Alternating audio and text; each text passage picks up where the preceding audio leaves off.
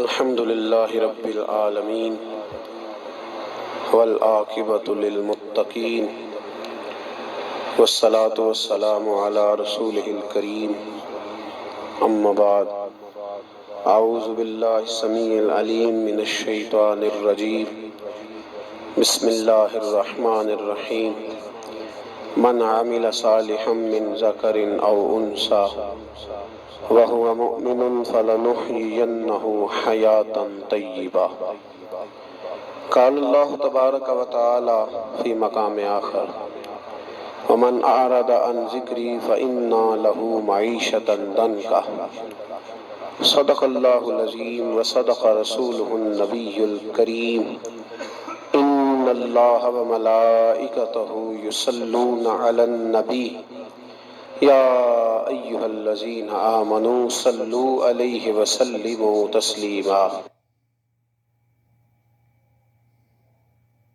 اللہم صلی علی سیدنا و مولانا محمد معدن الجود والکرم وآلہ وصحبہ وبارک وسلم۔ عزیز دوستو، انسانی زندگی اثرات لیتی ہے، اچھے اثر بھی ہوتے ہیں، برے اثر بھی ہوتے ہیں۔ انسان کو موسم کا اثر بھی ہوتا ہے، انسان پر اس کے خاندان کا اثر بھی ہوتا ہے، انسان پر صحبت کا اثر بھی ہوتا ہے۔ بالکل اسی طرح انسان پر اس کی نیکی کا اثر بھی ہوتا ہے اور گناہوں کا اثر بھی ہوتا ہے۔ نیکی دل کو سکون دیتی ہے، گناہ انسان کو پریشان کر دیتے۔ نیکی اللہ کی رحمت کو متوجہ کرتی ہے۔ پھر حالت یہ ہوتی ہے کہ انسان اپنی ان پریشانیوں کا حل کہیں اور ڈھونڈتا پھرتا ہے، حالانکہ جب گناہوں کی بیماری لگے تو اس کی شفا توبہ میں ہوتی ہے، اس کا حل اللہ کے حضور معافی مانگنے میں ہوتا ہے، پہچاننے میں ہوتا ہے کہ مجھ سے کہاں غلطی ہو گئی، کس جگہ جا کے کمزوری میں نے دکھائی۔ ہر انسان اچھی، ٹھنڈی، خوبصورت، سکھ والی زندگی چاہتا ہے۔ اللہ کریم نے سورہ نحل کے اندر ارشاد فرمایا من عمل صالحا من ذکر او انثی، فرمایا جو بھی اچھے عمل کرے، چاہے مرد ہو چاہے عورت ہو، وہو مؤمن، شرط یہ ہے کہ مومن ہو، فلنحیینہ حیاۃ طیبہ، فرمایا ہم اسے پاکیزہ زندگی عطا فرما دیں گے، حیات طیبہ دے دیں گے اسے، پاکیزہ زندگی۔ شرط کیا ہے؟ من عاملہ صالحا، نیک عمل کرے۔ کون سے عمل کرے؟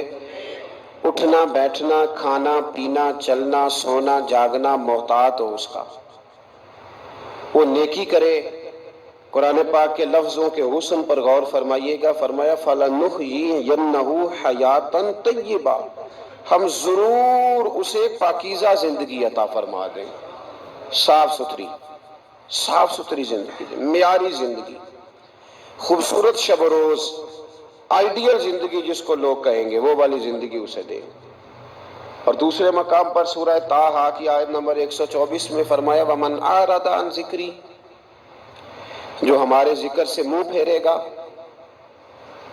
جو ہمارا کھا کے چہرہ کسی اور طرف کرے گا، جو چلے گا ہماری زمین پر لیکن توجہ کسی اور طرف ہوگی، آسمان کی چھت ہماری بنائی ہوئی لیکن اس کے خیالات کہیں اور ہوں گے، فَإِنَّ لَهُ مَعِيشَةً ضَنْكَا، فرمایا ہم اسے تنگ زندگانی عطا کر دیں گے، اس کی زندگی تنگ ہو جائے گی، اس کی معیشت تنگ ہو جائے گی۔ گناہ زندگی کو تنگ کر دیتے ہیں، نیکی زندگی میں آسانی پیدا کرتی ہے۔ آپ کو اگر زندگی میں سکون چاہیے ہو تو آپ کسی غریب کی خدمت کر کے دیکھیں، اللہ کتنا سکون عطا کرتا ہے۔ آپ بڑے پاورفل بھی ہیں، بڑے طاقتور بھی ہیں اور بڑے باوقار بھی ہیں، لیکن کسی کو گالی دے کے آپ کا دل کبھی ٹھنڈا نہیں ہوگا، تکلیف ہوگی، اس کے اندر آزمائش ہوگی۔ ڈاکٹر ریسرچ کرتے ہیں، ڈاکٹر وہ کہتے ہیں گناہ کرنے سے آدمی جسمانی طور پر کمزور ہوتا ہے، لیکن وہی عمل اگر وہ بطور نیکی کرتا ہے تو اللہ اس میں اسے قوت عطا فرماتا ہے، اسی عمل میں اللہ اسے قوت عطا کر دیتا ہے۔ میں صرف اشارہ دے رہا ہوں، اس بات کی تفصیل میں نہیں جانا چاہتا۔ میرے عزیز یہ یاد رکھیں کہ نیکی آپ کو سکون دے گی، نیکی آپ کو ٹھنڈا کرے گی۔ اللہ تبارک و تعالیٰ نے قوموں پہ عذاب نازل کیا، اور قرآن مجید فرقان حمید نے ان قوموں کے تذکرے بیان فرمائے۔ بھائی کس لیے بیان کیے؟ کہ ہم عبرت حاصل کریں، ہم یہ غور کر لیں کہ یہ کام ہم نے نہیں کرنا، اس کام سے ہم نے بچنا ہے، ہم نے غور کرنا ہے کہ یہ چیز ہمارے اندر۔ لوگ کہتے ہیں نہیں جی نہیں، ہم پہ یہ عذاب نہیں آئے گا، بالکل نہیں آئے گا، اس میں شک نہیں۔ پر اللہ نے بیان کس لیے کیا تھا؟ بیان کیا قرآن مجید معاذ اللہ کسی ایسی چیز کا بیان کرتا ہے جس کی ضرورت نہ ہو؟ قرآن پاک نے ایک ایک حرف ایسا بیان کیا جس کی مسلمان کو ضرورت تھی۔ قوم نوح کا ذکر فرمایا قرآن پاک نے۔ حضرت نوح علیہ السلام کی قوم کو حضرت نوح علیہ السلام نے 1500 سال سمجھایا ہے۔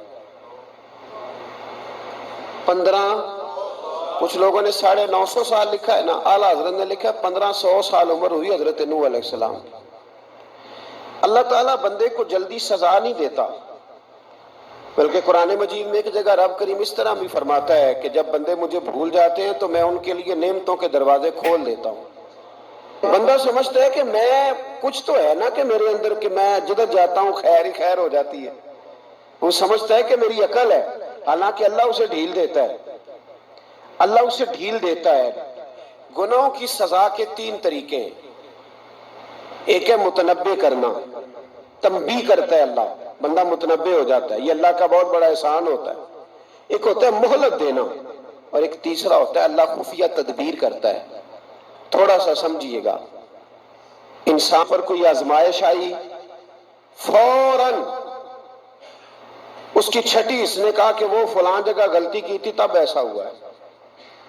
ہوتا ہے نا کئی دفعہ آواز آتی ہے نا اندر سے، چلیں بول دیں کچھ نہیں ہوتا آپ کو، اللہ جانتا ہے یہاں کوئی کچھ نہیں کہے گا آپ کو، اور ہماری تو ویڈیو بھی نہیں گھومتی، یعنی خبر بھی نہیں ہو کہ کس نے ہاں کر دی کس نے نہ کر دی۔ آپ بغیر ٹینشن کے بات چیت کریں، آج کچھ نہیں ہوتا ہے انشاءاللہ تعالی۔ آتی ہے اندر سے آواز؟ میں آپ سے اس لیے ان چیزوں کی تصدیق کراتا ہوں کہ باقیوں کو بھی آتی ہے کہ نہیں، اس لیے تصدیق۔ کبھی کوئی کسی جگہ انسان پریشان ہوتا ہے تو محسوس کرتا ہے کہ وہاں مجھ سے ہوتا ہے نا جی، جس کو یہ نصیب ہو جائے بڑا خوش نصیب آدمی ہے۔ حضرت مولا علی فرماتے ہیں اگر تجھے دنیا میں سزا مل گئی تو بچ گیا ہے، سمجھ پھر اللہ کرم کرے گا، آخرت میں سزا نہیں دے گا۔ اور یہ یاد رکھ لے، وما اصابکم من مصیبت فبما کسبت ایدیکم ویعفو عن کثیر۔ اللہ فرماتا ہے دنیا میں تجھے جو بھی تکلیف پہنچتی ہے وہ تیرے ہاتھوں کے کرتوتوں کی وجہ سے پہنچتی، ویعفو عن کثیر، فرمایا کثیر گناہ تو میں ویسے ہی معاف کر دیتا ہوں۔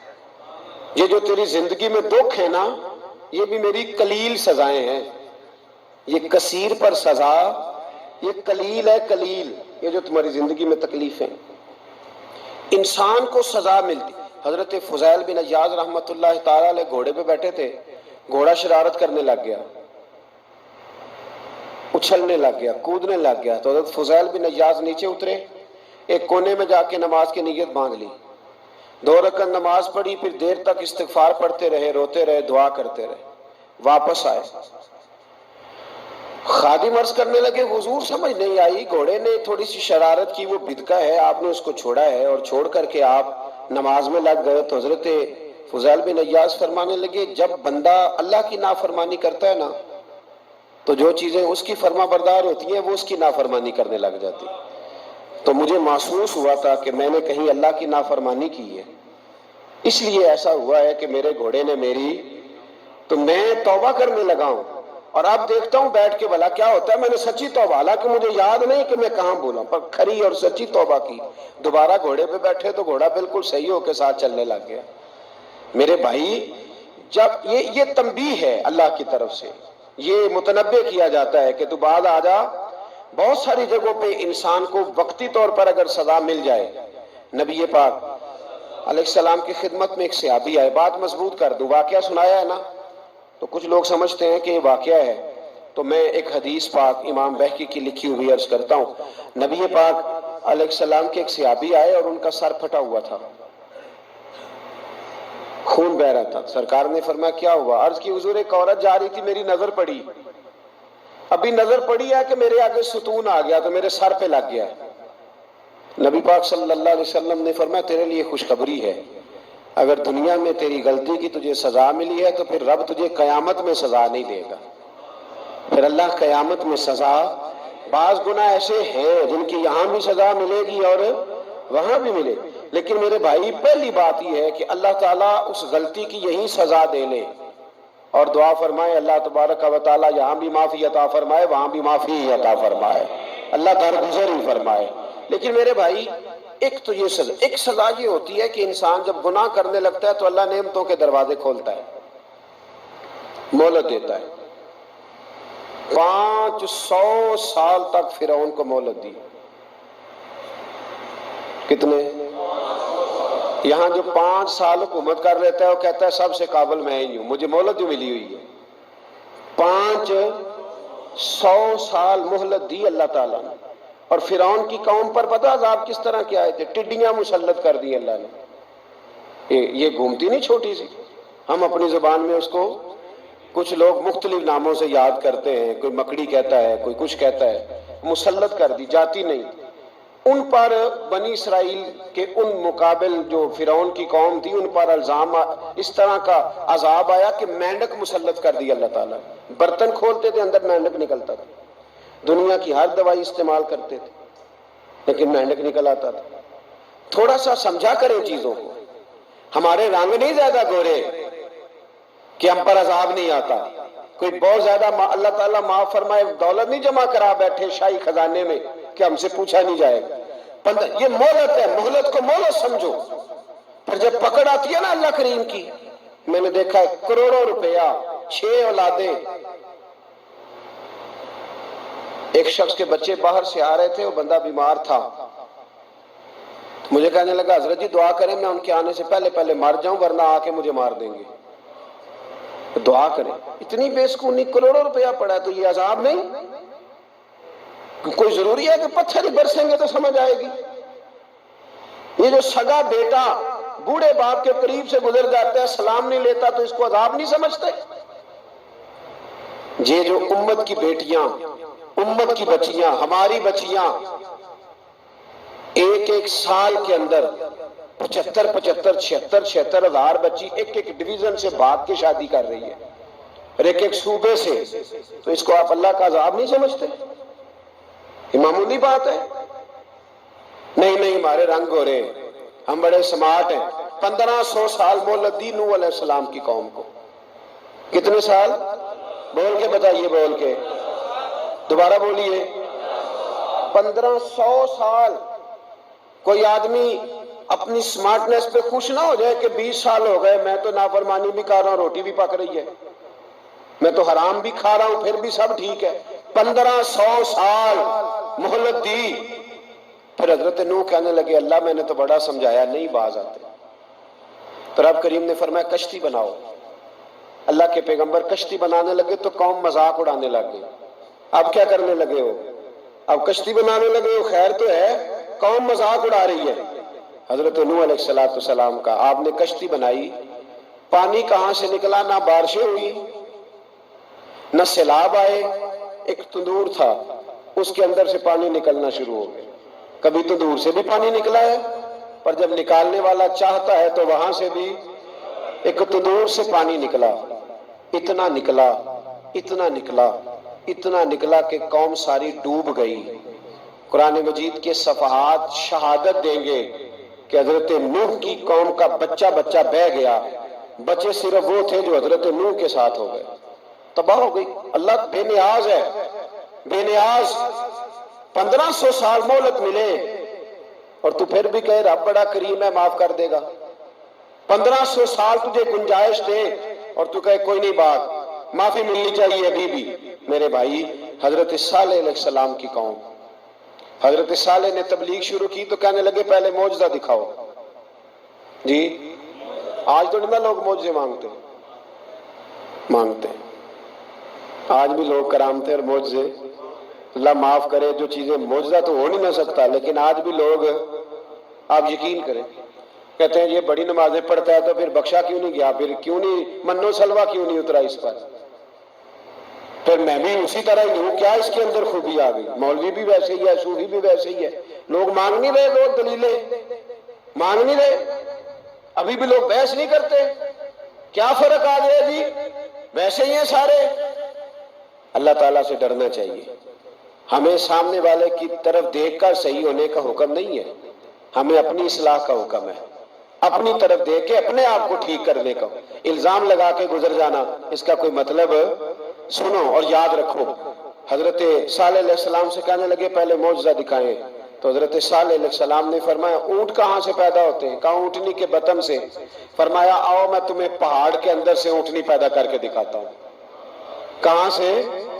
پہاڑ کے اندر سے۔ حضرت نوح ساتھ لے کے گئے تو پہاڑ کے اندر سے اونٹنی نکلی، اور اونٹنی بھی گابن تھی، اس کے پیٹ میں بچہ، اور اونٹنی اتنا دودھ دیتی تھی کہ ساری بستی دودھ پی جاتی تھی، پھر بھی دودھ بچ جایا کرتا تھا۔ لیکن حضرت نوح علیہ السلام نے فرمایا تم نے دیکھ تو لیا یہ اسے، یہ جتنا دودھ دے گی روٹی بھی اتنی کھائے گی، ایک دن تم سارے پانی پیو گے، ایک دن یہ سارا پانی پیا کرے گی، ایک دن تم سارے باقی جانوروں کو گھاس کھلاؤ گے، ایک دن یہ اونٹنی، اور اونٹنی کا نام کیا؟ ناقۃ اللہ، اللہ کی اونٹنی۔ کس کی اونٹنی؟ نام کیا ہے؟ اللہ کی، یہ اللہ کی اونٹنی ہے۔ تو حضرت نوح علیہ السلام کی اونٹنی، فرمایا اس کی بے ادبی نہ کرنا۔ باز نہیں آئے لوگ، باز نہیں آئے، کہنے لگا جی دودھ دینا تو ٹھیک ہے، پر یہ جو سارا پانی پی جاتی ہے نا یہ صحیح نہیں، یہ جو ساری گھاس کھا جاتی ہے یہ نہیں ٹھیک، دودھ دینا تو ٹھیک ہے پر یہ نہیں صحیح۔ آپ نے فرمایا اسے کچھ نہ کہنا، اللہ کی اونٹنی ہے۔ میں کہا کرتا ہوں ان لوگوں نے ناقۃ اللہ کی بے ادبی کی، حضرت نوح علیہ السلام کی اونٹنی کی ٹانگیں کاٹ دی، صالح علیہ السلام کی۔ اور دیکھو اللہ بڑا بے نیاز ہے، اگر پیدا کرنا جانتا ہے تو حفاظت کرنی نہیں جانتا؟ لیکن رب کریم نے فرمایا نہ کرنا، انہوں نے ان کے پیر کاٹ دیے، کانوں پہ چھریاں لگائیں۔ اونٹنی جب مر گئی، اونٹنی اللہ تبارک و تعالیٰ کی وہ اونٹنی جب مر گئی تو حضرت صالح علیہ السلام کی قوم پر رب کریم نے زلزلہ بھیجا۔ اذا زلزلت الارض زلزالہا، جب زلزلے آئیں گے اور جب ان کا زلزلہ آنا ٹھہر، زلزلہ آتا ہے نا، کیا کرتی ہے قوم؟ لا الہ الا اللہ، لا الہ لا الہ الا اللہ، کلمے جاری ہو جاتے ہیں۔ بلکہ ایک دفعہ ایسا بھی ہوا کہ مسجدوں میں اعلان ہونے لگے زلزلہ آ رہا ہے، جو فجر کے لیے نہیں اٹھے زلزلے کے لیے وہ بھی اٹھ گئے، جن کا دعویٰ ہے نا میری سویرے آنکھ نہیں کھلتی، ان کی لگی نہیں کتنے گھنٹے، بعد میں بھی نہیں لگی، ٹی وی پہ اعلان ہوتے رہے کوئی نہیں آ رہا سو جاؤ چپ کر کے، لیکن آنکھ لگی۔ موت سے تو ڈرتا ہے، اللہ سے ڈرتا ہی نہیں، موت کا خوف ہے رب کا نہیں۔ زلزلہ آیا، ساری قوم تباہ ہو گئی۔ بتاؤ اگر ناقت اللہ کی گستاخی ہو تو اللہ ناراض ہو جاتا ہے، اور اگر اولیاء اللہ کی ہو، اگر اولیاء اللہ کی ہو تو رب ناراض نہیں ہوتا؟ شرم نہیں آتی لوگوں کو داتا صاحب کی بے ادبی کرتے، شرم نہیں آتی لوگوں کو غوث اعظم کی گستاخی کرتے، حیا نہیں آتی جنہوں نے دین پھیلایا ان کی بے ادبی؟ میں درد سے کہتا ہوں، رو کے کہتا ہوں، اور اگر کلیجہ پھٹ سکے تو میں دکھاؤں زخم کتنے۔ ایک حج کے موقع پر ایک بابا جی، اس سال 4,80,000 روپے کا پرائیویٹ حج تھا، اور بابا جی کی کیفیت کمزور تھی، بیچارے بیمار تھے، اس کے باوجود وہ گئے، بوڑھے آدمی، جا کے بیٹھیے، بزرگ، اور کتنی مشکل ہے وہاں مینا، مزدلفہ، عرفات، طواف زیارت، کتنا مشکل کام ہے طواف زیارت کرنا، طواف وداع کرنا، کس کٹھن سے حج کیا، بڑھاپے میں پیسے بھی لگائے، اور جب وہ روضہ رسول پہ گئے صلی اللہ اور انہوں نے جا کے نبی پاک صلی اللہ علیہ وسلم کے روضے کی طرف منہ کر کے درود شریف پڑھا تو ایک ملا نے اٹھ کے کہہ دیا تو مشرک ہے۔ تو میری روح کانپی، میں نے کہا تجھے شرم نہیں آئی، حیا نہیں آئی؟ اس کی عمر دیکھ، کس بڑھاپے میں کہاں سے چلا، کہاں آیا۔ یہ مشرک ہوتا تو کسی مندر میں جاتا، یہ مشرک ہوتا تو کسی گرجے میں جاتا، یہ مشرک نہیں، یہ مومن ہے، اور یہ وہ والا مومن ہے جس کے سینے میں دل جب دھڑکتا ہے تو خالی دھڑکتا نہیں، ساتھ وہ محمد عربی پہ درود و سلام بھی پڑھتا ہے۔ شرم نہیں آتی لوگوں کو؟ اتنی بڑی گستاخی کرتے ہیں۔ جو روضہ رسول پہ آیا مشرک ہے۔ میں نے تو ایک مولوی کو صاف صاف کہا تھا، میں نے کہا اگر میں مشرک ہوں تو نکالو، مشرک کا داخلہ تو یہاں ویسے ہی منع ہے۔ شرم نہیں آتی؟ اپنی زبان کا ایک پاس کرو کچھ۔ اتنا ظلم، اتنی بڑی فرقہ واریت امت میں، اتنا امت کو تقسیم کرتے ہو، تمہیں شرم نہیں آتی؟ جہاں سے اتحاد کا پیغام دینا چاہیے وہاں سے تم لوگوں کو فرقے کا پیغام دیتے ہو، ایک مقصود فرقے کی تبلیغ کرتے ہو۔ خدا را تو میں کہہ رہا ہوں ناقت اللہ کی بے ادبی پہ عذاب آتا ہے تو اولیاء اللہ کی بے ادبی میں نہیں آتا۔ داتا صاحب ساری زندگی کی تبلیغ کرتے رہے، ایک آدمی نے اٹھ کے کہہ دیا جناب وہ تو شرک کا اڈا ہے، تو رب کریم ناراض نہیں ہوتا ان باتوں سے؟ ہمیں خیال کرنا چاہیے، اللہ سے ڈرنا چاہیے، ان چیزوں سے عذاب آتا ہے اور آ رہا ہے۔ اللہ تعالی ہمیں محفوظ فرمائے۔ اللہ ہمیں اس سے، قوم لوط پہ بھی عذاب آیا، ہم جنس پرستی، مرد مردوں سے بدکاری کرتے ہیں۔ حضرت نوح نے سمجھایا کہ یہ کام درست فطرت کے خلاف ہے، یہ کام درست نہیں۔ جب انسان یہ کام کرتا ہے تو زمین اور آسمان کانپتے ہیں۔ اب میں کیسے کھول کے بتاؤں، میرے پاس اعداد و شمار ہیں کہ پاکستان کے اندر اس کام کی کیفیت کیا ہے اور کس طرح کر کے لوگ، میں تو رونا روتا رہتا ہوں داڑھی کا۔ لوگ کئی دفعہ کہتے ہیں حضرت صاحب پہلے بھی آئے تھے تو داڑھی کی بات، پھر بھی آئے تو داڑھی کی بات، تو میں رونا روتا ہوں۔ اس لیے روتا ہوں کہ جو کلین شیو نوجوان ہوتا ہے وہ امرد کے حکم میں ہے، اس پر وہی حکم لگتا ہے جو عورت پہ لگتا ہے۔ اس کے ساتھ مرد کا اٹھنا بیٹھنا اسی طرح ناجائز ہے جس طرح عورت کے ساتھ۔ حضرت جنید بغدادی رحمت اللہ تعالیٰ علیہ کے سامنے ایک شخص نے کہا وہ کتنا خوبصورت نوجوان جا رہا ہے، تو آپ فرمانے لگے تو حافظ قرآن نہیں؟ کہا ہاں۔ فرمانے لگے جا اپنے حفظ کی خیر بنا۔ وہ شخص کہتا ہے میں نے اس بغیر داڑھی والے کلین شیو نوجوان کو بری نظر سے دیکھا، مجھے قرآن پاک ہی بھول گیا، سارا قرآن پاک بھول گیا۔ اور کتنے سال میں دعائیں کرتا رہا، بیت اللہ کے طواف کرتا رہا، میں یاد بھی کرتا تو نہیں ہوتا۔ کیسے اب تو ہمارا نعت کہاں بیوٹی پارلر سے ہو کے آتا ہے، ہم کسی اور کو کیا پیغام دیں؟ وہ پیغام، وہ نظام، وہ طریقہ کار جس کا حکم تھا شریعت میں، قوم لوط پر عذاب آیا۔ صحیح بیٹھتے ہوں گے بچے جو موٹر سائیکلوں پہ بیٹھتے ہیں، میں نے گجرانوالہ کی سڑکوں پہ بچوں کو، نوجوانوں کو جو تماشے کرتے سرے عام دیکھا ہے تو مجھے ڈر لگتا ہے، اور کوئی روکنے والا نہیں، شغل ہو رہا ہے، ہنس رہے ہیں، اور سامنے عورتیں بھی ہیں، سب ہو رہا ہے۔ کتنی تکلیف کی بات۔ حضرت نوح کی قوم یہ کام کرتی تھی، قرآن پاک نے بیان کیا ہے۔ حضرت نوح نے سمجھایا، فرمایا رب کریم نے تمہیں اپنی خواہش پوری کرنے کے لیے جائز طریقہ عطا فرمایا، عورتوں سے نکاح کرو، اور اس نکاح کی برکت سے جو اللہ تمہیں اولاد دے گا اس کو اللہ تبارک و تعالیٰ تمہارے لیے باعث بخشش بھی فرمائے گا۔ لیکن جب قوم نہ مانی تو جو قوم میں لوط کا عمل کرے اس کا علاج قرآن نے بیان فرمایا کہ آسمان سے پتھر برسیں گے، پھر پتھر برسے، اور جن کے بڑے بڑے اچھے دماغ تھے ان کے دماغ چکنا چور کر دیے گئے، تباہ کر دیے گئے، ان کے دماغ زمین پر بچھاڑ دیا گیا۔ اللہ مہلت دیتا ہے، لیکن اس کا مطلب یہ نہیں کہ انسان توبہ ہی نہ کرے۔ حضرت شعیب علیہ السلام کی قوم پر بھی عذاب آیا، اس لیے کہ بددیانتی کرتی تھی، ناپ تول میں کمی کرتی تھی۔ میں نے کہا تھا شب قدر کی رات کہ یہ کوئی تماشا ہے کہ شب رات آئی تو ساری رات روتے رہے، یا اللہ معاف کر دے، یا اللہ معاف کر دے، رو رو کے چیخے مار مار روئے۔ شب قدر آئی تو پھر چیخے ماری، ساری رات روئے۔ تو جس بندے کا پروگرام ہی نہیں سویرے بدلنے کا، دکان پہ بیٹھ کے پھر وہی ناپ تول میں کمی، پھر وہ اللہ تعالیٰ معاف کرے۔ میں ایک مضمون پڑھ رہا تھا تو وہ فوڈ کے اسپیشل لوگ تمہیں لکھا تھا مہربانی کرو ملاوٹ ہی اچھی چیز کی کر لو، مرچ میں کیری تو نہ ملاؤ اینٹوں کی، وہ تو بیمار کرتی ہے، وہ تو خون کی آنتوں کو روک دیتی ہے۔ وہ کہنے لگا، اور وہ کہتا ہے میں تمہیں بتاتا ہوں کون کون سی چیز ملائی جا سکتی ہے، وہ ملا لو۔ خدا را اس قوم پہ رحم کرو، مہربانی۔ ایک دوست ہے ہمارے، میں وزیر آباد میں ان کے گھر بیٹھا تھا تو ایک میڈیکل، میرا کسی شخص پہ اعتراض کرنے کا میں مجموعی بات کرتا ہوں۔ میں ایسے ڈاکٹروں کو جانتا ہوں جو اللہ تعالیٰ فضل کرے سچ مچ کے نیک ہیں، اچھے لوگ۔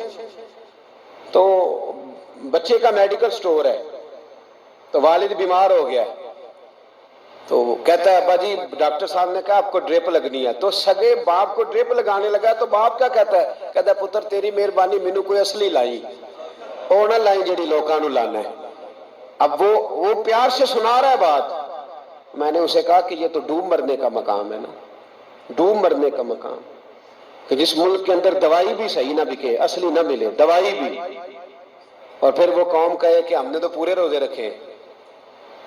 ہم نے تو بڑا صدقہ اور خیرات کیا، دوائی بھی اصل نہ ملے۔ جناب شعیب علیہ السلام کی قوم ناپ تول میں کمی کرتی تھی، تو اللہ تبارک و تعالیٰ نے ان پر بتا عذاب کس طرح کا بھیجا، شدید گرمی ہوئی۔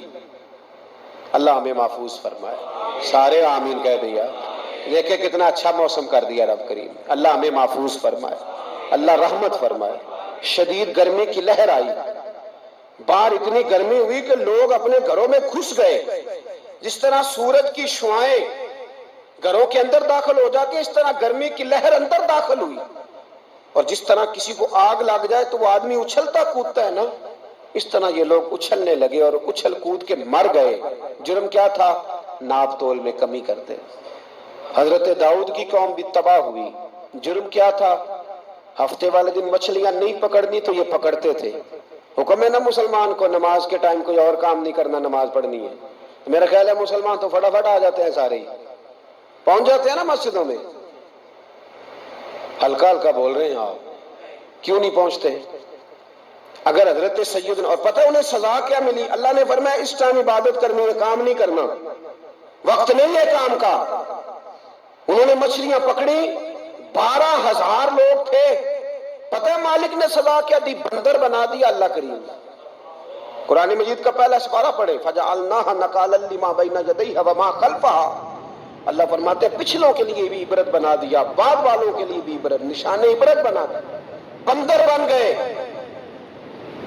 اور جو ان کے دوست جو بچ گئے تھے ان کے پیر چومتے تھے، روتے تھے۔ 3 دن بندر بن کے زندہ رہے، پھر اللہ نے سب کو اجتماعی موت دے دی۔ تو اگر مسلمان سے اللہ کہے کہ نماز کے ٹائم کاروبار نہیں، جمعے کے ٹائم کاروبار، تو مسلمان کہتا ہے نہیں مجھے مہلت ملی ہوئی ہے۔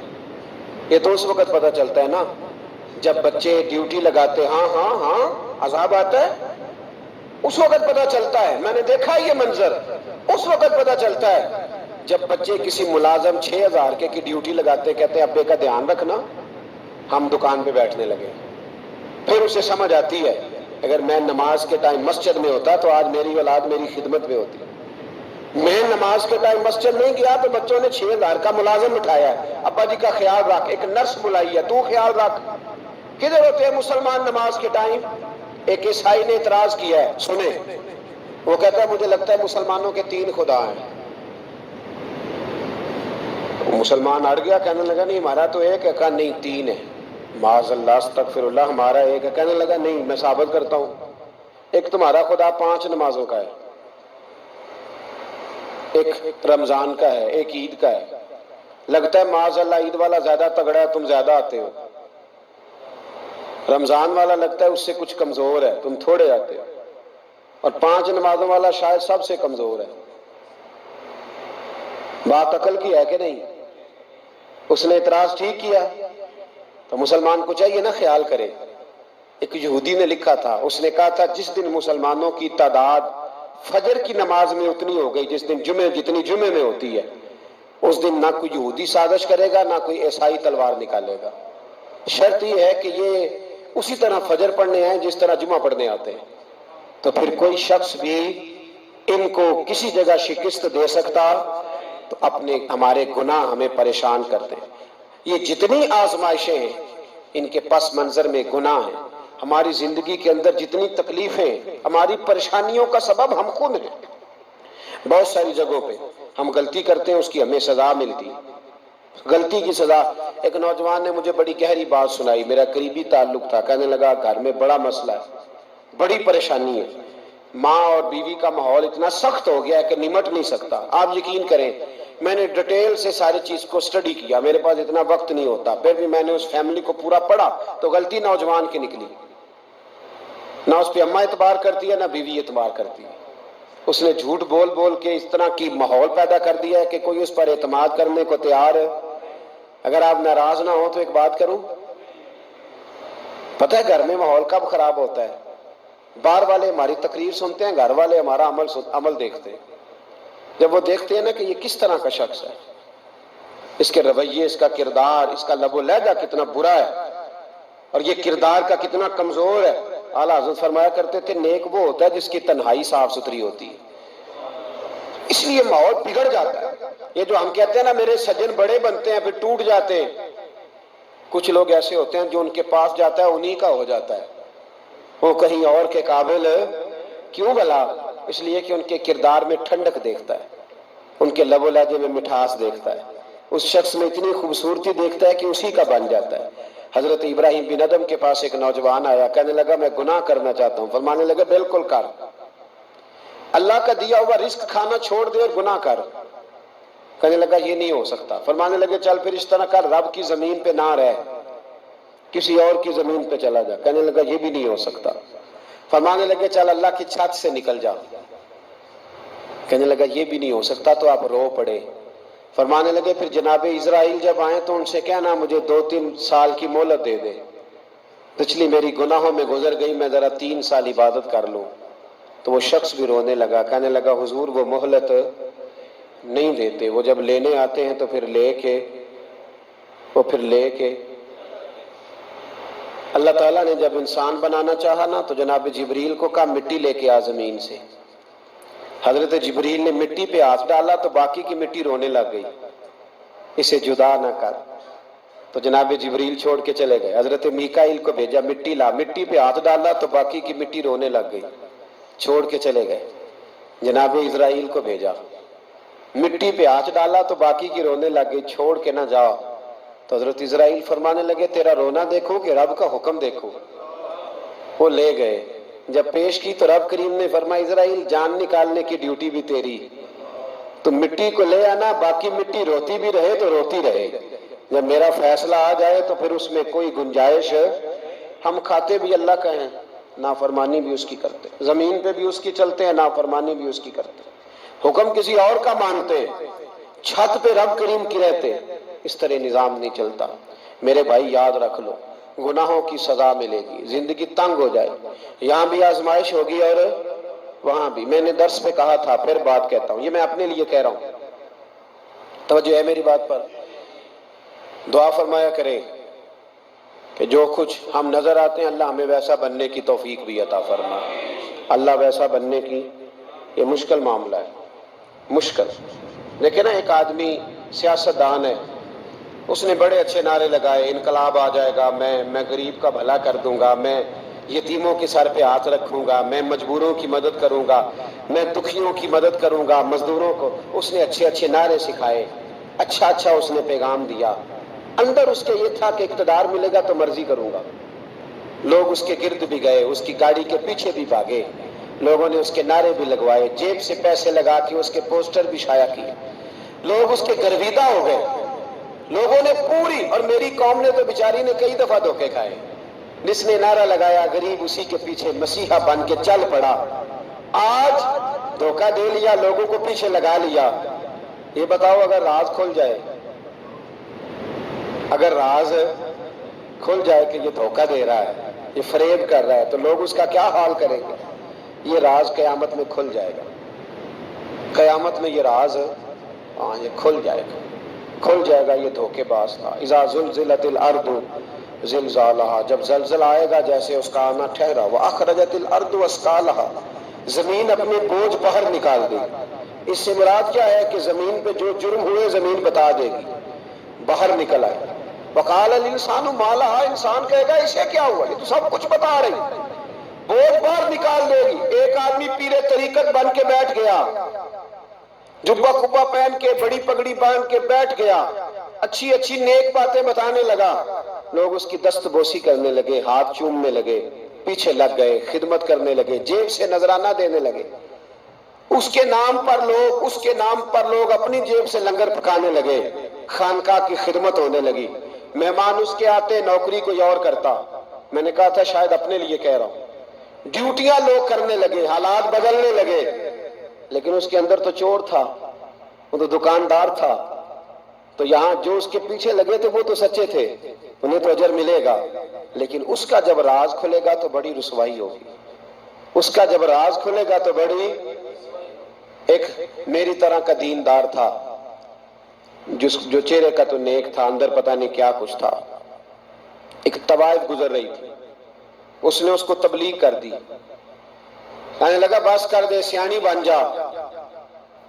تو کسی دانشور میں لکھا ہے اس نے بڑا سخت جواب دیا، اس عورت نے کہنے لگی بابا میں تو جو ہوں وہ نظر بھی آ رہی ہوں، تو بتا جو تو نظر آتا ہے وہ تو ہے کہ نہیں؟ اس بندے نے چیخ ماری اور بے ہوش ہو کے گر پڑا۔ تو لوگوں نے کہا بابا آج کسی صوفی کا کلام سنا ہے جو بے ہوش ہو گیا؟ تو اس نے کہا نہیں، آج طوائف کی بات سنی ہے، طوائف کی۔ اور وہ عجیب بات کر گئی ہے، وہ کہہ گئی ہے میں تو جو ہوں میں نظر آ رہی ہوں، تو بھی تو بتا نا، تو بتا نا کہ تو دستار امامت پہنتا ہے۔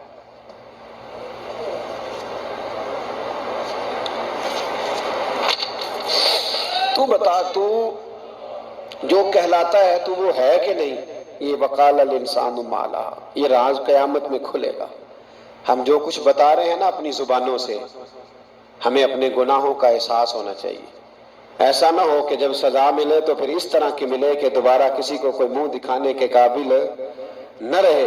میرے بھائی یاد رکھیں اور سمجھیں، گناہ انسان کی زندگی کو تنگ کرتے ہیں۔ میرے نبی پاک علیہ السلام نے فرمایا جب تو جھوٹ بولتا ہے تو تیرے فرشتے کرامن کاتبین سائیڈ پہ ہو کے کھڑے ہو جاتے ہیں، جب تو زنا کرتا ہے تو تیرے اندر سے ایمان نکل جاتا ہے۔ اور نبی پاک علیہ السلام نے فرمایا جب میری قوم میں ناانصافی عام ہو جائے گی تو قتل بھی عام ہو جائے گا۔ اور سن لو، لکھ لینا یہ حدیث دل کی تختی پر، نبی پاک علیہ السلام نے فرمایا جب میری قوم میں بے حیائی اور بدکاری عام ہو جائے گی تو دو سزائیں اللہ دے گا۔ ایک تو جوان موتیں آئیں گی، جوان بچے کچھ بھی نہیں دیکھا چلے گئے، اور دوسری سزا اللہ یہ دے گا کہ ایسی بیماریاں آئیں گی جن کا علاج نہیں ملے گا، ایسے امراض پھوٹ پڑیں گے۔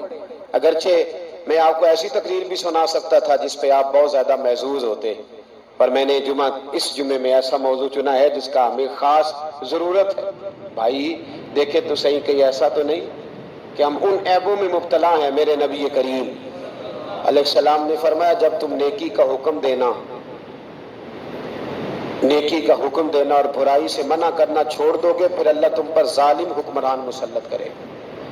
اور اگلے لفظ اس سے بھی زیادہ سخت ہیں، محبوب فرمانے لگے پھر تمہاری نیک لوگ دعائیں بھی کریں گے تو اللہ وقتی طور پر ان کی دعاؤں کو بھی قبول نہیں فرمائے گا، اس لیے کہ تم لوگوں نے نیکی کا حکم دینا اور بھلائی سے روکنا چھوڑ دیا۔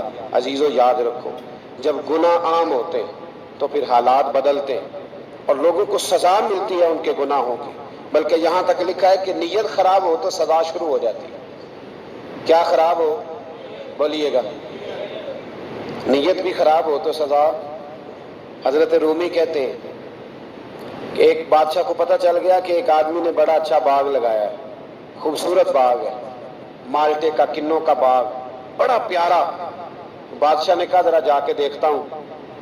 بادشاہ سلامت باغ دیکھنے آئے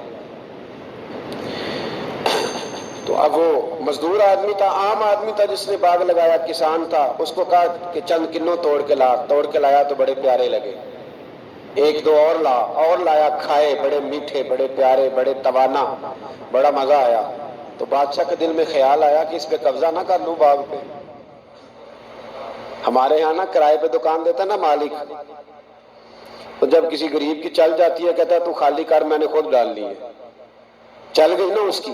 حالانکہ رزق اپنے اپنے نصیب کا ہے، رزق اپنے اپنے نصیب کا ہے، جس کو اللہ تعالیٰ چاہتا ہے عطا کرتا ہے۔ تو اس کو کہا کہ اور توڑ کے لا، اور دل میں خیال ہے کہ یار اتنا اچھا باغ ہے قبضہ کر لیتے ہیں، ہماری حکومتیں قبضہ کر لیتی ہیں کہ جو چیز اچھی لگ جائے۔ اب وہ کسان دو تین کنوں توڑ کے لایا، اس نے کھائے تو کھٹے نکلے، ترش تھے۔ کہنے لگا تجھے کیا ہو گیا ہے؟ تو بندہ بڑا صاحب دل تھا، کہنے لگا میں تو ٹھیک ہوں، آپ اپنی نیت سے پوچھیں کہیں خراب تو نہیں ہو گئی؟ تو کنوں میں بھی اس کا اثر آ گیا ہے، اپنی نیتیں بگڑ جائیں نا، نیتیں۔ اب ایک بات کہنے لگا ہوں، غور سے سننا، جب تک دو بھائی اکٹھے کاروبار کرتے ہیں نیت ہوتی ہے کہ ہمارا گھر چلے گا، تب تک اللہ برکت دیتا ہے۔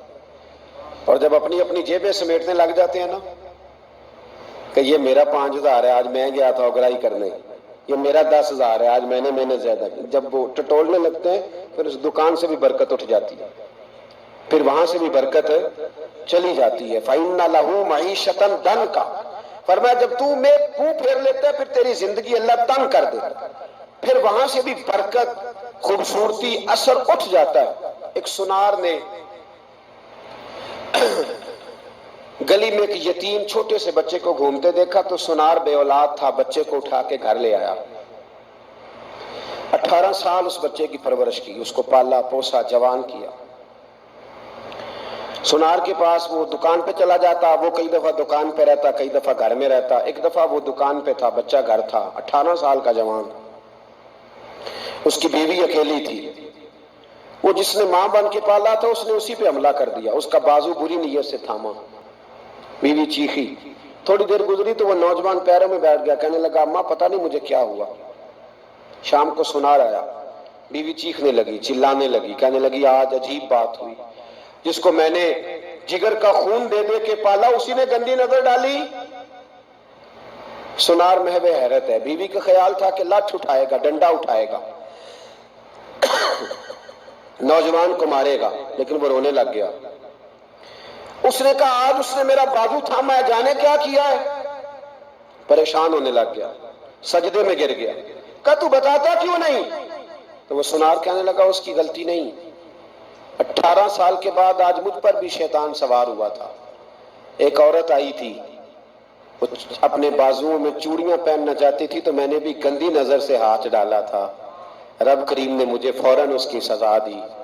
جن کے گھروں میں بیٹیاں ہوتی ہیں ان کی نظریں گندی نہیں ہوتی، جو بیٹیوں کے باپ ہوتے ہیں، جو بہنوں کے بھائی ہوتے ہیں، ان کی نظریں گندی۔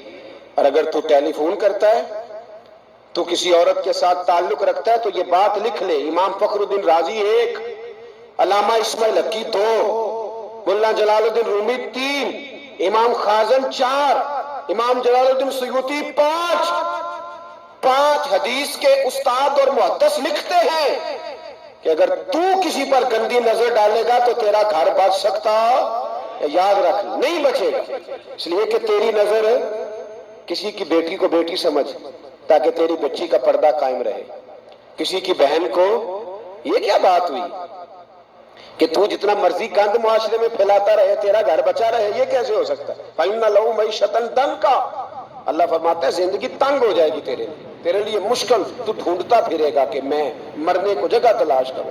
سچی توبہ کرے، کھری توبہ کرے، یہ گناہ انسان کو مجبور کر دیتے ہیں۔ حضرت عبداللہ بن مبارک رحمت اللہ تعالیٰ علیہ، ان کے سینکڑوں شاگرد تھے، ایک شاگرد کے انتقال کا وقت آیا تو گھر گئے ملنے، آپ کہتے ہیں میں نے زور لگا لیا پر اس کی زبان پر کلمہ جاری نہیں ہوا، میں اسے کہتا کلمہ پڑھ پر اس کی زبان پر جاری، اللہ اکبر، بہت بڑی نعمت ہے، دعا فرمائیں اللہ ایمان کی موت عطا فرمائے، ایمان کی موت دے اللہ کرے، ایمان کی موت دے۔ ایسے بھی لوگ دیکھے ہیں، مسجد نبوی ہے، رسول اللہ کا شہر ہے، سر سجدے میں ہے، روح پرواز کر گئی، روح پرواز، کتنا نصیبوں والا ہے، کتنا نصیبوں والا ہے کہ مسجد نبوی میں سر سجدے میں رکھا ہے اور اللہ تبارک و تعالیٰ نے محبوب کے قدموں میں موت عطا فرمائی۔ تو حضرت عبداللہ بن مبارک کہتے ہیں میں نے اس کو کہا کلمہ پڑھ تو اس کی زبان پہ جاری نہیں ہوتا، میں بار بار کہتا تو وہ منت کرتا، کہتا حضور میں کوشش کرتا ہوں جاری نہیں ہوتا۔ فرماتے میں پریشان ہو کے اٹھا، ابھی میں دروازے پہ پہنچا تھا اس نے چیخ ماری اور روح پرواز کر گئی، بچے رونے لگے، بیوی رونے لگی، تو میں نے اس کی بیوی سے کہا کہ یہ جرم کیا کرتا تھا، اتنا بڑا پاپی پہ کلمہ جاری نہیں ہوا۔ اس کی زوجہ کہنے لگی حضرت جی 2 گناہ تھے اس کے، ایک تو یہ شراب کا عادی تھا، روکتی تھی باز نہیں آتا تھا، اور دوسری بات یہ کہ یہ اپنی اماں کا نافرمان تھا، وہ 2 گلیاں چھوڑ کے رہتی ہے، یہ کبھی ملنے نہیں گیا تھا، اس بوڑھی کا کلیجہ اس کی طرف سے بڑی تکلیف میں تھا۔ تو حضرت عبداللہ بن مبارک کہنے لگے جا تو بھی دعا کر، اس کی ماں کو بھی کہہ دعا کرے کہ یہاں تو یہ کلمہ نہیں اسے نصیب ہوا، اللہ کرے اللہ آخرت کی منزلیں اس کی بہتر فرما دے۔ میرے بھائی ایسے گناہ، حضرت مالک بن دینار نے توبہ کی انہوں نے، کس طرح؟ فرماتے میں نشے کا عادی تھا، کسی نے مجھے کہا کہ بطور دوائی شراب پی لو تو میں نے پی لی، نشے کا عادی تھا، شراب پیتا تھا۔ اللہ تعالیٰ نے بڑی منتوں اور کوششوں کے بعد، منتوں کے بعد ایک بیٹی عطا فرمائی، وہ بھی 2.5-3 سال کی ہوئی تو پردہ کر گئی۔ کہتے میں اس کی قبر پہ بیٹھ کے گھنٹوں روتا، شراب کا عادی تھا، ایک دن سویا تو خواب دیکھتا ہوں کہ میرے پیچھے ایک بڑا سانپ لگ گیا، اور سانپ جب منہ کھولتا ہے تو انگارہ نکلتا ہے۔ میں پھر دعا کرتا ہوں اللہ ہمیں معاف فرمائے، اللہ ہم سے درگزر۔ میں کچھ قبرستانوں میں جاتا ہوں تو میں سانپ بچھو پھرتے ہوئے دیکھتا ہوں، تو ڈر آتا ہے کہ ہم یہاں آنے والے ہیں۔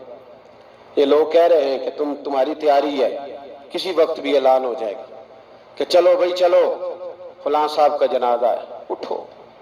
لوگ کہتے ہیں جلدی کرو، اور ایک کونے میں ایک شخص یہ بھی کہتا ہے کہ دیگ بھی رکھ لو، مہمان بڑے جمع ہو گئے۔ اور ایک کونے میں لوگ یہ بھی کہتے ہیں کہ برف ٹھنڈی لے آؤ، لوگوں نے پانی بھی پینا ہے۔ پہلے اعلان ہوتا ہے کہ فلاں فوت ہو گیا، پھر اعلان ہوتا ہے جنازے کا ٹائم ہو گیا، پھر اعلان ہوتا ہے جنازہ اٹھایا جائے گا، اور پھر بات ختم ہو جاتی ہے۔ پھر کل من علیہ فان، پھر کوئی نہیں پوچھنے آتا، ختم ہو گیا، قصہ ہی ختم ہو گیا۔ ان لوگوں کی کہانی مٹ گئی، ختم ہو گئے، بڑے بڑے کج کلا، کوئی پوچھنے والا نہیں۔ موت کا راج ہے، راج ہے موت کا راج، موت راج کرتی ہے بس، اور کسی کا راج نہیں۔ وہ راج کرتی ہے، جدھر جاتی ہے اسی کا راج ہے، راج کر رہی ہے۔ تو حضرت مالک بن دینار کہتے ہیں قبرستان میں نے دیکھا، میں خواب دیکھتا ہوں بڑا اژدہا، اس کے منہ کے اندر آگ میرا پیچھا کر رہا ہے۔ کہتے میں خواب دیکھ رہا ہوں، میں دوڑا، لیکن وہ اژدہا جب میں دوڑا تو میرے آگے آ کے کھڑا ہو گیا۔ میں مشرق کو دوڑا تو وہاں بھی آ گیا، مغرب کو دوڑا تو وہاں بھی آ گیا۔ جناب مالک بن دینار کہتے ہیں ایک بوڑھا شخص کمزور مجھے بچانے آیا، پر اس اژدہا نے پھونک ماری تو وہ بوڑھا آدمی دور جا گرا۔ کہتے میں چیختا تھا، چلاتا تھا، ایک پہاڑی پہ میں بھاگا گیا تو وہاں مجھے میری بیٹی ملی، مجھے فوت ہو گئی۔ وہ اس اژدہے کے آگے اس نے یوں ہاتھ کیا تو اژدہا پیچھے بھاگ گیا۔ میں نے بیٹی کو گود میں اٹھایا، میں نے کہا بیٹی یہ کون تھا؟ کہنے لگی ابا یہ تیرا برا عمل تھا، یہ تیرا برا عمل تھا، یہ تجھے کھا جاتا اگر میں نہ ہوتی۔ تو کہا یہ بوڑھا جو مجھے بچانے آیا یہ کون تھا؟ کہا یہ تیرا اچھا عمل تھا، پر کمزور بڑا تھا، تھوڑا تھا، یہ تیرے برے عمل کا مقابلہ کرنے کی ہمت نہیں رکھتا تھا۔ حضرت مالک بن دینار کہتے ہیں میری بیٹی نے خواب میں میری داڑھی پکڑ لی اور کہنے لگی ابا میں چاہتی ہوں تو صحیح ہو جا، ایسا نہ ہو کہ پھر تیرے پیچھے یہ اژدہا لگ جائے۔ حضرت مالک بن دینار کہتے ہیں جب میں سو کے اٹھا تو میری داڑھی آنسوؤں سے بھری ہوئی، پھر اس کے بعد میں نے توبہ کی، اس طرح کی توبہ کی کہ پھر میں نے کوشش کی کہ دوبارہ میں اپنے رب کی نافرمانی نہ کروں۔ حضرت عبداللہ ابن عباس فرماتے تھے جو دنیا میں ہنس ہنس کے گناہ کرتے ہیں نا، ہنس ہنس کے جھوٹ ہنس ہنس کے بولتے ہیں، ہنس ہنس کے لوگوں کی غیبت کرتے ہیں، فرمایا یہ جو تمہیں ہنس ہنس کے گناہ کرتے نظر آتے ہیں ان کا رونا قیامت میں دیکھا نہیں جائے گا، ان کے آنسو قیامت میں دیکھے نہیں جائے، جو ہنس ہنس کے گناہ کرتے پھر روئیں گے۔ فَلْيَضْحَكُوا قَلِيلًا وَلْيَبْكُوا كَثِيرًا، رب فرماتا ہے زیادہ رویا کرو کم ہنسا کرو۔ نبی پاک علیہ السلام روتے تو صحابہ کہتے حضور آپ اتنا کیوں روتے ہیں؟ تو محبوب فرماتے جو میں جانتا ہوں وہ تم نہیں جانتے۔ بھائیو قبروں میں اکیلے جانا ہے، کبھی غور کرنا، اکیلے کوئی بندہ ساتھ حساب دینے نہیں جائے گا۔ اماں بڑا پیار کرتی ہے لیکن قبر میں کبھی کوئی ماں بھی ساتھ دفن نہیں ہوتی، اپنا اپنا حساب دینا، مشکل وقت ہے، حساب کر لینا چاہیے، تیاری کر کے رکھنی چاہیے۔ گناہ اگر یہاں ہماری زندگی کو تنگ کریں گے تو وہاں بھی ہمارے لیے مشکلات پیدا کریں گے۔ نبی کریم علیہ السلام نے فرمایا ہے کہ اللہ بڑا مہربان ہے، اللہ بڑا کریم ہے، اللہ بڑا ستار ہے، پر یاد رکھو جب کوئی اس کی ریٹ کو چیلنج کرے، جب کوئی اس کے قانون کو توڑے، جب کوئی اللہ کی اعلانیہ نافرمانی کرے، پھر رب کریم کی غیرت کو، اس کے عدل کو جوش آتا ہے۔ توبہ کرے سچی، مسجد کی حاضری دیں پابندی کے ساتھ۔ میری آپ سے ہمیشہ یہ گزارش رہتی ہے کہ مسجد کی حاضری پابندی سے دیں۔ میں اپیل کرتا ہوں داڑھی رکھ لیں، یہ میرے نبی کا طریقہ ہے صلی اللہ تعالی علیہ۔ واپس آ جائیں، ہماری بقا نہ ہمارے دین میں ہے، کوئی نہیں ہمیں رکھے گا، کوئی نہیں رکھے گا، کوئی نہیں۔ میرا ایک دوست رات بتا رہا تھا کہ سعودی عرب میں ایک شخص نے 30 سال محنت کی، تو جب وہ مرا ہے وہیں اس کے گھر میں فون کیا تو اس کے گھر والوں نے کہا جناب آپ کو مشکل ہوگی ڈیڈ باڈی بھیجنے میں، وہیں دفن کر دیں، ہاں اگر اس کا کوئی پیسہ ہے تو وہ ذرا اکاؤنٹ میں بھیج دیں، بچیوں کو ضرورت ہے۔ او بھائی تو اکیلا جائے گا، تیرے لیے مشکل ہو جائے۔ اپنے بھی ساتھ یقین کریں بچے دعائیں کرانے آتے ہیں، کہتے ہیں حضرت جی دعا کریں اللہ اماں کی سختی معاف کر دے۔ اس کا مطلب کیا ہے کہ اماں اب جائے، اب ہمارا نمبر آئے۔ بچے تو انتظار کر رہے ہیں کہ ابا جائے اور گدی پہ ہمارا نمبر آئے، تیاری ہے۔ اکیلے جانا ہے، اکیلے، سخت سا مرحلہ ہے، اکیلے سارا کچھ فیس کرنا۔ آج توبہ کریں، وہاں کے کیڑے یہاں رہ کے مارے، اپنے ساتھ ظلم نہ کریں۔